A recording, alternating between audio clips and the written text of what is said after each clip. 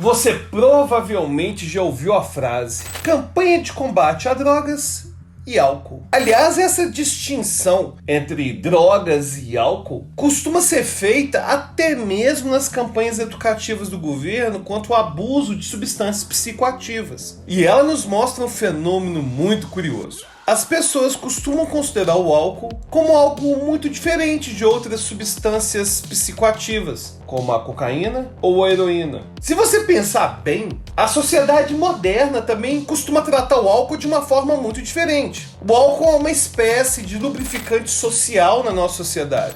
E a grande parte de nós bebe, ainda que de vez em quando. Sem contar o enorme número de adolescentes que também consomem bebidas alcoólicas. Na verdade, é bem raro você chegar numa festa ou num evento social importante e não encontrar bebidas alcoólicas. Muitos de nós acabam se sentindo obrigados a beber algum tipo de bebida alcoólica em alguns desses eventos. E se essa pessoa reclamar, não aguenta, bebe leite. Mas será que o álcool é uma substância tão inofensiva assim? E por que é tão comum as pessoas criarem essa distinção entre álcool e outras substâncias psicoativas? É isso que vamos ver no episódio de hoje.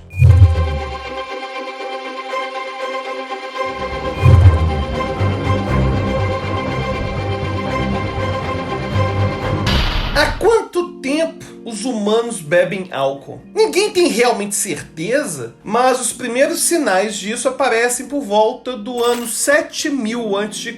Provavelmente isso surgiu em algum lugar da China. E uma curiosidade, em 1877, um arqueólogo chamado James Duff sugeriu que a invenção da cerveja veio antes da invenção do pão. Isso pode significar que o motivo pelo qual os seres humanos adotaram um estilo de vida agrícola foi para produzir trigo suficiente para a cerveja. E outra curiosidade, a receita mais antiga do mundo que conhecemos não é de comida, mas de como fazer cerveja. Mas a cerveja daquela época era bem diferente da cerveja que a gente conhece hoje. Ela era muito grossa, quase como um mingau, a ponto de os sumérios beberem com canudo para conseguir filtrar os pedaços maiores. Pode parecer pouco apetitoso, mas era uma importante fonte de calorias e era considerada muito nutritiva na época. Inclusive, uma das evidências mais antigas do consumo de álcool é justamente do povo sumério, um selo cilíndrico produzido por volta do ano 2600 a.C.,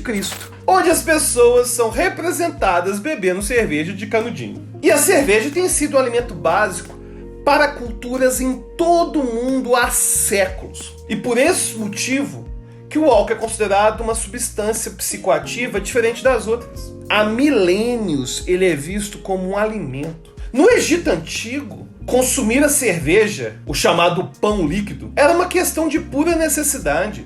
Naquela época, todos bebiam cerveja, até mesmo as crianças. A água era contaminada, era imprópria para consumo. E cada pessoa acabava ingerindo de 3 a 6 litros de cerveja por dia. É devido a esses motivos históricos que é tão comum as pessoas separarem o álcool das outras substâncias psicoativas. Mas será que o álcool seria realmente tão diferente dessas outras substâncias de abuso? Bom, em alguns aspectos superficiais, ele é bem diferente. Em primeiro lugar, o consumo do álcool é legalizado. E essa é certamente uma diferença muito importante. Mas e na forma como ele interfere no cérebro? Como você viu no episódio 15, os neurônios no cérebro normalmente se comunicam usando produtos químicos especiais chamados neurotransmissores. O neurônio libera um monte de moléculas de neurotransmissores e essas moléculas se ligam a receptores em neurônios vizinhos, potencialmente ativando esses receptores e produzindo os efeitos biológicos específicos.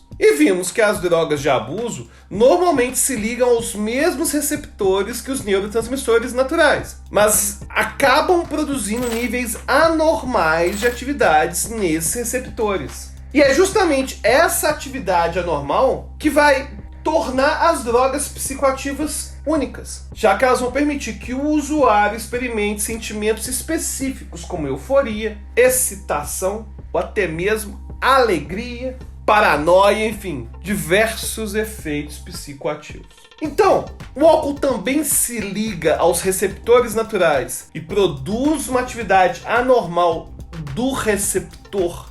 Resposta é que sim. Na verdade, o álcool afeta os receptores de vários neurotransmissores. E dois dos mais importantes são chamados de glutamato e GABA. O glutamato é o principal neurotransmissor excitatório do cérebro. É a substância química que muitos neurônios usam para tentar fazer disparar neurônios vizinhos. O glutamato tem alguns receptores diferentes, mas o que é mais influenciado pelo álcool é o receptor NMDA. Descobriu-se que esse receptor desempenha um papel importante na aprendizagem e na memória. O álcool se liga aos receptores NMDA e os torna menos ativos. O resultado final é que o álcool reduz os efeitos que o glutamato normalmente tem. E como mencionamos, o que o glutamato normalmente faz é excitar os neurônios e fazê-los disparar. Ao inibir ou antagonizar o glutamato, o álcool suprime a atividade neural do cérebro.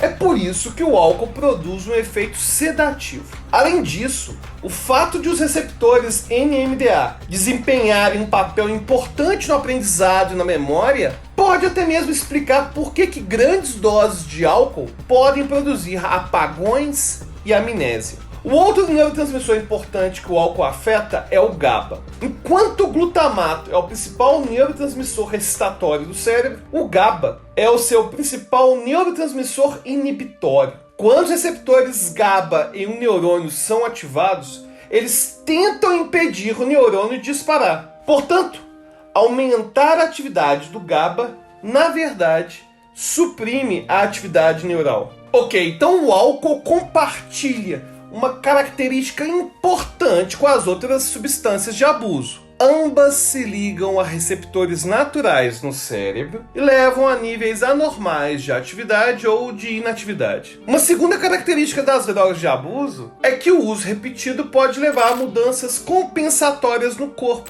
e que acabam produzindo dependência física, caracterizada pela tolerância aos efeitos da droga e sintomas de abstinência quando a droga tem seu consumo interrompido. E aí vem a outra pergunta. Será que o uso crônico de álcool produz alterações compensatórias e dependência física semelhante? Com certeza. Outra característica de substâncias de abuso é o surgimento da dependência psicológica. O álcool também causa dependência física e psicológica?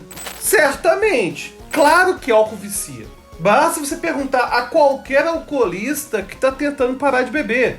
Na verdade, a Organização Mundial da Saúde estima que existam aproximadamente 140 milhões de pessoas viciadas em álcool em todo o mundo. São pessoas fisicamente dependentes do álcool e que continuam a usá-lo, apesar de todas as consequências negativas que elas têm com o consumo. Sem sombra de dúvidas, o álcool é a droga com mais abuso no mundo. No Brasil, segundo o sistema de informática do SUS, o consumo de álcool foi responsável diretamente por pelo menos 16.500 mortes em 2018. E essa conta com certeza é conservadora, porque ela não inclui acidentes de trânsito ou outras causas de óbito que são influenciadas pela bebida, já que não vão entrar nos registros e nas estatísticas oficiais como a causa da morte.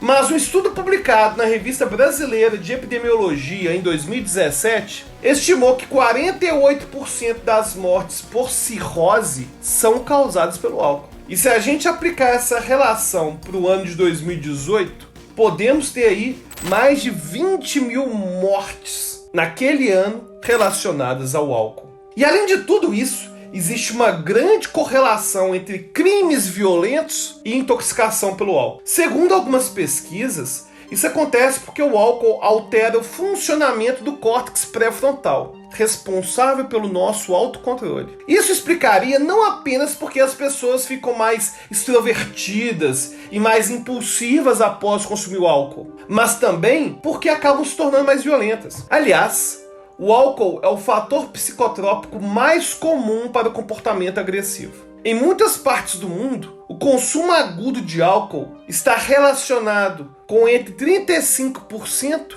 a 60% dos crimes violentos. E a pesquisa de base populacional mostra que o álcool está associado a muitas formas de violência, incluindo homicídio, agressão física, agressão sexual e violência doméstica. E por si só, o consumo de álcool é tipicamente considerado insuficiente para provocar espontaneamente um comportamento agressivo. Não é apenas o consumo do álcool que vai fazer isso. O que existe é um quadro de situações hostis, ambiente fragilizado, em que o álcool acaba promovendo o comportamento agressivo. Um estudo realizado em 2010 no Reino Unido examinou 22 drogas, dentre drogas legais e ilegais, e mediu o risco para os indivíduos e para a sociedade. E descobriu-se nessa pesquisa que o álcool causa mais danos gerais à comunidade britânica do que qualquer outra droga, incluindo metanfetamina e heroína.